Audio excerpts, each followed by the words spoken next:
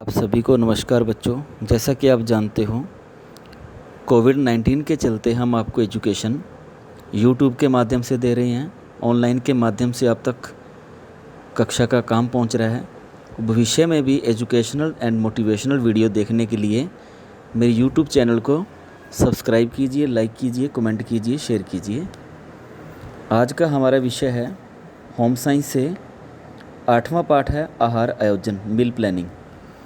कि आहार जो हम खाना खाते हैं उसकी एक प्लानिंग होनी चाहिए, आयोजन होना चाहिए कि किस तरीके से हमने उसका सेवन करना है, कितना हमें चाहिए। जैसा कि पिछले पाठ में मैं पढ़ा था कि भोजन जो है वो संतुलित होना चाहिए, और संतुलित भोजन जो है हमारे लिए बहुत ज़्यादा महत्वपूर्ण होता है, जो हमें बीमारियों से भी बचाता है और हमें दवाइयाँ नहीं लेनी पड़ती। हम स्वस्थ जीवन जीते हैं और लंबी आयु जीते हैं।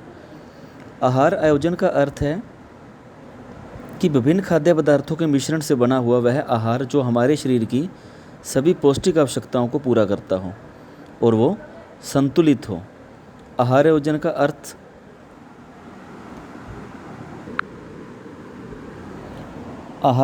है परिवार। आहार आयोजन का अर्थ है परिवार के सभी सदस्यों की आवश्यकता अनुसार पौष्टिक और रुचिकर भोजन की व्यवस्था करना। सभी के लिए आयोजित अच्छा भोजन हो, उसका आयोजन हो और सभी के लिए वो हस्त स्वस्थ हो, स्वादिष्ट हो, जो किसी को किसी तरह से नुकसान ना पहुंचाए। आहार आयोजन के सिद्धांत हैं। पोषण का सिद्धांत। पोषण का सिद्धांत आहार आयोजन का महत्वपूर्ण सिद्धांत है। एक परिवार में विभिन्न व्यक्ति हो सकते हैं। बच्चा हो सकता है, किशोर है, वयस्क है, गर्भवती स्त्री भी हो सकती है। अगर वो गर्भवती है तो उसके लिए अलग से पोषण का सिद्धांत होगा। एक वृद्ध है उसके लिए अलग से होगा, क्योंकि जो चीज़ बच्चे को चाहिए वही ज़रूरी नहीं है कि गर्भवती स्त्री को भी चाहिए हो और वही एक बुजुर्ग को चाहिए हो। तो हर किसी के आयु वर्ग के अनुसार उसके पोषण का सिद्धांत बदल जाता है। तो उनके आयु वर्ग को देखते हुए उसमें बदलाव करना बहुत ज़रूरी है। लेकिन ज़्यादा तला हुआ ऐसा भोजन नहीं खाना चाहिए जो कि हमारे पचे भी ना और वेस्टेज भी जाए। तो भोजन अपनी आवश्यकता के अनुसार ही लेना चाहिए। हरी पत्तेदार सब्जियां, फल फ्रूट, इनका सेवन करना चाहिए। आगे इसमें तालिका दी हुई है कि किस उम्र के लिए कितनी हमें उसमें कैलोरीज की ज़रूरत होती है, वसा, कैल्शियम, लौह तत्व की।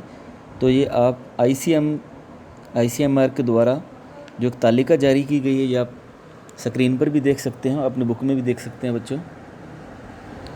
आयोजन करते समय प्रत्येक खाद्य वर्ग में कुछ ना कुछ आहार शामिल होना चाहिए ताकि हमारे शरीर की सभी आवश्यकताएं पूरी हो जाए। जैसे थोड़ा बहुत सलाद भी होना चाहिए जिसमें विटामिन, खनिज लवण, ये चीज़ें भी उसमें होनी चाहिए ताकि हमारी भोजन की आवश्यकता जो है हम अच्छे पदार्थों से पूरा कर सकें।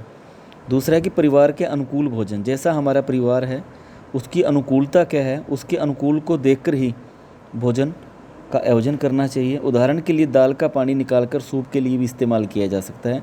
दाल में नमक की कम मात्रा डालकर उच्च रक्तचाप यानी कि जिनकी BP की दिक्कत होती है, ब्लड प्रेशर की, रोगी को दी जा सकती है। बिना छोंक की दाल रोगी व्यक्ति को दी जा सकती है। परिवार के अनुकूल, जैसा परिवार है उसमें सदस्य कितने हैं, बीमार कितने हैं, स्वस्थ कितने हैं, कितनों को किस प्रकार का खाना चाहिए, तो उनका अच्छे तरीके से उनके अनुकूल ही भोजन होना चाहिए। आहार में नवीनता लाना। अगर हम प्रतिदिन एक ही भोजन बार बार खाते हैं तो हम उससे ऊब जाते हैं, तो वार में खाने का दिल नहीं करता।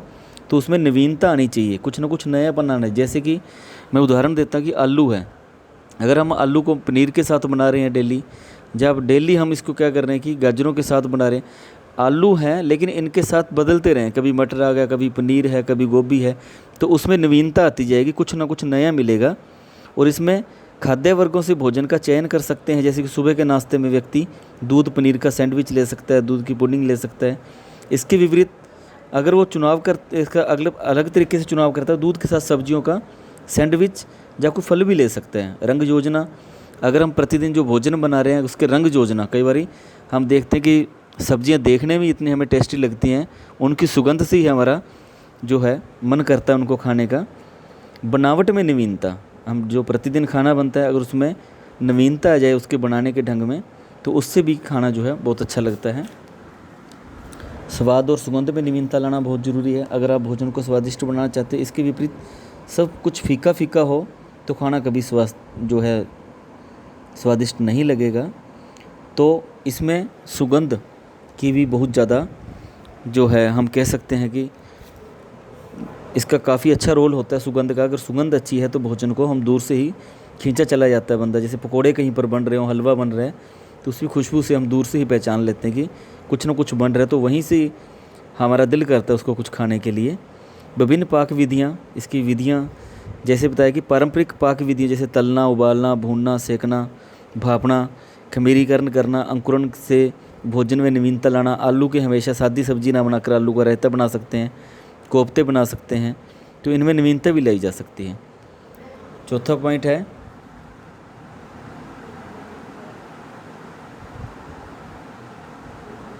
तृप्ता।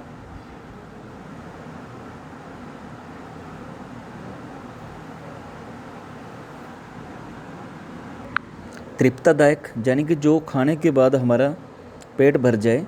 कई बार हम कहते हैं कि पेट भर गया लेकिन भूख नहीं मिटी, तो ऐसा भोजन ना हो, बल्कि ऐसा हो जिसको खाने के बाद हमें संतुष्टि प्राप्त हो। समय, शक्ति और धन की बचत, ऐसा भोजन होना चाहिए जो हमारे समय की बचत करे, शक्ति की बचत करे और धन की भी बचत करे। रसोई घर सुव्यवस्थित होना चाहिए ताकि काम करते समय थकावट ना हो। समय की बचत करनी चाहिए, ऐसा भोजन बनाना चाहिए। एक बार निर्णय लेने के बाद पूरे दिन में या सप्ताह में क्या बनाना है इसकी एक सूची तैयार कर लेनी चाहिए। अच्छा तरीका यही है, क्योंकि हम होम साइंस कर रहे हैं तो इसका मतलब यही है कि हमारी प्लानिंग होनी चाहिए किचन की। अगर प्लानिंग हम नहीं कर रहे तो इसका मतलब इस विषय को पढ़ा ना पढ़ा हमारे लिए एक बराबर है। आगे कि आहार ओजन को प्रभावित करने वाले कारक कौन से हैं। आर्थिक कारक, हमारे घर की इनकम कितनी है, हमारा पैसा कितना है, कहाँ से पैसा आ रहा है, रिसोर्सेज कैसे हैं, पैसे के स्रोत कहाँ कैसे हैं, हम निम्न हैं, मध्यम हैं, उच्च आयु वर्ग के हैं। जिस प्रकार की आयु वर्ग के हम होंगे तो इस चीज़ का प्रभाव हमारे खाने पर भी पड़ता है। हम लोग अगर अपने अपने घरों में देखें, हमारी रसोई, हमारा फ्रिज, जो उसमें फ्रिज के अंदर सामान रखा हुआ है वो हमारे आयु वर्ग के ऊपर ही निर्भर करता है कि हम कितना कमा सकते हैं, कितना कमाते हैं और परिवार के लिए कितना कुछ लेके आते हैं। ज़रूरी नहीं होता कि महंगी चीज़ों से हम विटामिन प्रोटीन प्राप्त करें, सस्ती चीज़ों से भी प्राप्त किया जा सकता है। जो कि लोगों के अंदर एक धारणा बनी हो कि मांस खाने से ही प्रोटीन मिलता है, ऐसा नहीं है। हम दालों से भी प्रोटीन को प्राप्त कर सकते हैं। सस्ते खाद्य पदार्थ जैसे अनाजों को ज़्यादा प्रयोग कर सकते हैं। चावल, गेहूं के स्थान पर जैसे रागी, ज्वार, बाजरा का प्रयोग कर सकते हैं। चीनी के स्थान पर गुड़ का प्रयोग कर सकते हैं। मौसमी फल अगर हमें मिल जाते हैं और ताज़े मिलते तो उसका प्रयोग करना चाहिए। आगे कि परिवार का आकार और रचना। परिवार का आकार कैसा है। अब एक परिवार में मान लो 10 लोग हैं तो उनके लिए अगर खाना बनाना तो ज़्यादा मात्रा में बनेगा, तो उस हिसाब से उनके लिए तरल जो पदार्थ होते हैं वो ज़्यादा फ़ायदेमंद रहते हैं, सही रहते हैं। और जो उस परिवार में रहने वाले लोग कैसे हैं, उनका आकार क्या है, उनकी संख्या क्या है, उनकी आयु क्या है, उनका व्यवसाय क्या है, उसमें महिलाएं कितनी हैं, पुरुष कितने हैं, बच्चे कितने हैं, बुजुर्ग कितने हैं, शारीरिक दशा कैसी है। अगर कोई मान लो उसमें शुगर का मरीज़ है तो ज़रूरी नहीं है कि हम ज़्यादा चीनी वाली चीज़ें सभी को दें, तो किसी को वो सेट बैठ सकती है। लेकिन दूसरे के लिए, जैसा कि पहले भी बताया था कि जो एक संतुलित आहार है वो ज़रूरी नहीं कि अगर एक के लिए वो संतुलित है तो वो दूसरे के लिए भी संतुलित हो। तीसरा पॉइंट है मौसम। मौसम के अनुसार ही जो अगर हम भोजन खरीदते हैं, जहाँ हम फल फ्रूट सब्जियां खरीदते हैं तो हमें वाजिब रेट में भी मिल जाती हैं, सही मिल जाती हैं और ताज़ी भी होती हैं। तो इन चीज़ों का प्रयोग करना चाहिए। अगर हम बेमौसमी चीज़ें खरीदते हैं, जैसे सफल या किसी भी कंपनी का अगर हम मटर खरीदते हैं, अगर उसका सीज़न नहीं तो महंगे भी मिलते हैं और फ्रिज में लगे होते हैं, जो सही पोषक तत्वों की हमें ज़रूरत है वो हमें नहीं मिल पाते। खाद्य उपलब्धता, हम किस एरिया में रह रहे हैं, वहाँ की जलवायु क्या है, वहाँ कौन सा खाद्य पदार्थ हमें उपलब्ध हो सकता है। अगर हम पहाड़ों में रह रहे हैं, अगर अपने जैसे एरिया की वहाँ पर हम फैसिलिटी ढूंढें, खाद्य पदार्थों को ढूंढें तो वो नहीं मिलेंगे। अगर मिलेंगे कम मिलेंगे लेकिन महंगे दामों पर मिलेंगे। खाद्य की उपलब्धता क्या है, जिस एरिया में हम रह रहे हैं वहाँ जो चीज़ ज़्यादा होती है, जो ज़्यादा मात्रा में मार्केट के अंदर आती है वो हमें आसानी से मिल जाती है। खाद्य स्वीकृति, स्वीकृति हमारे ऊपर निर्भर करती है कि हमारे रीति रिवाज क्या हैं, सामाजिक रीति रिवाज क्या हैं, हमारा घर का जो माहौल है वो कैसा है, हमारी पसंद नापसंद क्या है, हमारे धार्मिक सामाजिक रीति रिवाज कैसे हैं। जैसे किसी घर में शाकाहारी, किसी घर में मांसाहारी, ये सिर्फ निर्भर करता है हमारे धार्मिक सामाजिक रीति रिवाजों के ऊपर। पारंपरिक व अक्षेत्र विषय विशेष से भी खाद्य पदार्थों का आदान प्रदान होता है, जैसे पश्चिम भारत में ढोकला और खांडवी मिलता है। धार्मिक मान्यताएं हैं कि जैसे दिवाली, दशहरा, होली, अष्टमी पर हमारे घरों में विशेष व्यंजन बनते हैं। शुभ अवसर पर कुछ मीठा बनाया जाता है। कहा भी जाता है कि खाने के बाद कुछ मीठा हो जाए। किसी अच्छे अवसर पर कुछ अच्छा मीठा भी हम ले सकते हैं। तो धार्मिक मान्यताएं हमारे लिए बहुत ज़्यादा महत्वपूर्ण होती हैं। भोजन संबंधी आदतें, कुछ लोग क्या करते हैं, सुबह लेट उठते हैं और भारी नाश्ता करते हैं और रात को भर पेट खाना खाते हैं और जल्दी सो जाते हैं, उसी समय सो जाते हैं खाना खाने के बाद। तो उनमें मोटापे की जो है बीमारी लगने का डर रहता है, और अगर मोटापा बढ़ता है तो उससे हृदय संबंधी रोग भी लग जाते हैं। तो भोजन संबंधी आदतें हमारी पसंद नापसंद क्या है, इन चीज़ों को बदलकर हमें संतुलित आहार की तरफ ध्यान देना चाहिए। दूध को दही, पनीर या खीर के रूप में भी लिया जा सकता है। जीवन शैली, हमारा लाइफस्टाइल क्या है, हमारा रहने का तरीका क्या है, हम किस प्रोफेशन से जुड़े हुए हैं। जैसे कोई लोग ज़्यादातर वो पार्टियों में जा रहे हैं, कोई किटी पार्टी में जा रहा है, कोई नाइट पार्टी में जा रहा है। अगर लाइफस्टाइल उसका पार्टी वाला है तो साफ सी बात है कि वो जंक फूड ज़्यादा खाते होंगे और वो जल्दी ही बीमारियों की चपेट में आएंगे। अगर ऐसे अवसरों पर हमें ज़्यादा जाने की ज़रूरत पड़ रही तो वहाँ पर संतुलित भोजन को देखकर ही चुनना चाहिए। समय, शक्ति और श्रम बचाने वाले उपकरणों की उपलब्धता करवानी चाहिए ताकि जल्दी से भोजन तैयार हो जाए। लेकिन जल्दी भोजन तैयार होने का मतलब ये नहीं होता कि हम माइक्रोवेवन का ही सहारा लेते रहें, क्योंकि ज़रूरी नहीं है कि जो चीज़ अच्छे के लिए बनी है वो अच्छा ही हमें परिणाम दे। उसके भयंकर परिणाम भी बाद में सामने आते हैं। वो बनाए हमें जल्दी है, कुछ खास ज़रूरत है, बहुत ज़्यादा बड़ा प्रोग्राम है, घर में काफ़ी लोग आए तो हम उसका प्रयोग कर सकते हैं। अगर हम हर एक बात के लिए माइक्रोवेवन का प्रयोग कर रहे हैं तो उनकी तरंगें हमारे लिए हानिकारक भी सिद्ध हो सकती हैं। प्रत्येक गृहिणी को आहार भोजन करते समय प्रारंभ से एक बार ज़रूर कठिनाई आती है, लेकिन बाद में उसको रुचि और अभ्यास में निपुणता आ जाती है। इसमें बच्चों आपको एक एग्जाम्पल देता हूँ। किसी घर में कोई नई बहू आती है, उसे नहीं पता किसको क्या पसंद है, कैसा किसी का पसंद नापसंद है, उसके भोजन की जो प्लानिंग है उसको नहीं पता, लेकिन धीरे धीरे उसको सबका पता लग जाता है। कौन तेज़ मिर्च खा रहा है, कौन तेज़ मीठा ले रहा है, कौन गुड़ खाने वाला है, कौन रोटी के बाद गुड़ खाता है, किसको क्या चाहिए। तो उनकी आवश्यकताओं को और रुचियों का अभ्यास धीरे उनको निपुणता आ जाती है। अगर आप लोग रसोई में काम कर रहे हो, जो हम लोग कर रहे हैं, चाहे वो छात्र है, चाहे छात्रा है, चाहे गृहिणियाँ हैं, अगर हम रसोई को संभाल रहे हैं तो अच्छे तरीके से संभालना चाहिए और परिवार के लिए आयोजन करना चाहिए। अच्छे तरीके से इस तरह से प्लानिंग हमारी होनी चाहिए कि कहीं भी कोई भी चीज़ का नुकसान ना हो। आहार आयोजन के कुछ विभिन्न चरण भी दिए गए हैं कि परिवार के सदस्यों की दैनिक आवश्यकताएं कैसी हैं, वो ध्यान में रखनी चाहिए।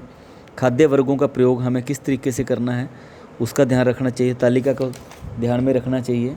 खाद्य पदार्थों की पौष्टिकता, उसकी सूची बनाना, मात्रा का अनुमान लगाना। जैसे कि आप 1 कप चाय बना रहे हो, उसमें चीनी कितनी डालनी, तो मात्रा का अनुमान आप लोगों को होना चाहिए।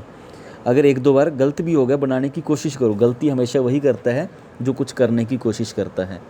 नमक ज़्यादा डल गया, मिर्च ज़्यादा डल गई, या फिर अगर हम कहें कि चीनी ज़्यादा डल गई, तो कोई बात नहीं, एक बार हुआ, दूसरी बार निपुणता उसमें आ जाती है और अनुमान की जो हमारी गरिमा है, जो हम अनुमान लगाते हैं, वो सही दायरे में आ जाता है। आहार भोजन अगर हम कर रहे हैं तो उसका महत्व क्या है? संतुलित भोजन की प्राप्ति होती है, समय की बचत होती है, धन की बचत होती है, शक्ति की बचत होती है, ईंधन की बचत होती है। क्योंकि अगर बार हम गैस चला रहे हैं या चूल्हा जला रहे हैं तो लकड़ियों का प्रयोग कर रहे हैं या गैस का प्रयोग कर रहे हैं, तो बार उसकी खपत ना होकर एक ही बार में उससे काम चल सकता है। आहार में विभिन्नता आती है। बजट पर नियंत्रण रहता है। बजट पर नियंत्रण, अगर बजट पर नियंत्रण रहेगा तो हम उस पैसे को घर में कहीं और भी प्रयोग में लगा सकते हैं। इस प्रकार एक सप्ताह का कुल खर्च बजट के अनुरूप बनाया जा सकता है, आकर्षक बनाया जा सकता है। स्वादिष्ट आहार होना चाहिए जो कि परिवार के सभी सदस्यों को पसंद भी आए। बचे हुए खाद्य पदार्थों का हम सदुपयोग कर सकते हैं। जैसे रात को आलू की सब्ज़ी बनाई हुई है, वैसे रात का भोजन कभी भी सुबह प्रयोग में नहीं लाना चाहिए, लेकिन अक्सर हम लोग ऐसा मानते नहीं हैं। अगर फिर भी ऐसा हो जाता है तो उसको सुबह परांठे में हम काम में ले सकते हैं। बची हुई दाल है, उसको परांठे में आटे के साथ गूंथकर प्रयोग में लिया जा सकता है, लेकिन कोशिश करना चाहिए कि बासी भोजन हमें नहीं लेना चाहिए। व्यक्तिगत रुचियों का ध्यान रखना चाहिए, पूरे दिन की एक इकाई के रूप में चलना चाहिए। लेकिन भोजन संबंधी यहाँ पर हम कुछ निर्देश आपके लिए हैं कि खाने के नियमित समय का पालन करना चाहिए। प्राकृतिक भोज्य पदार्थों को ज़्यादा मात्रा में ग्रहण करें। भोजन संतुलित मात्रा में खाएं। मौसमी भोजन का प्रयोग करना चाहिए। अत्यधिक मात्रा में नमक, मसाले, वसा, चीनी नहीं लेनी चाहिए, इससे बाद में काफ़ी रोग बढ़ते हैं, डायबिटीज़ हो जाती है, बीपी की प्रॉब्लम्स आती हैं, थायराइड की प्रॉब्लम आती हैं। अगर हम इसको शुरू से ही कंट्रोल में रखें तो ऐसी समस्याएं हमें भविष्य में नहीं मिलेंगी। रेशे युक्त कार्बोज का प्रयोग करना चाहिए। पौष्टिक आवश्यकताओं की पूर्ति के लिए विभिन्न प्रकार के भोज्य पदार्थों को साथ में भोजन में सम्मिलित करना चाहिए। निर्धारित भार और स्वास्थ्य को बनाए रखना चाहिए, अपने शरीर का ध्यान रखना चाहिए। अंत में आपको कहना चाहूँगा कि अपना और अपने परिवार का ख्याल रखना चाहिए, संतुलित भोजन का सेवन करना चाहिए, गलत आदतों का शिकार नहीं होना चाहिए, जंक फूड से हमें बचना चाहिए। हस्त स्वस्थ रहना है तो संतुलित आहार लेना चाहिए। धन्यवाद। आपका दिन शुभ हो।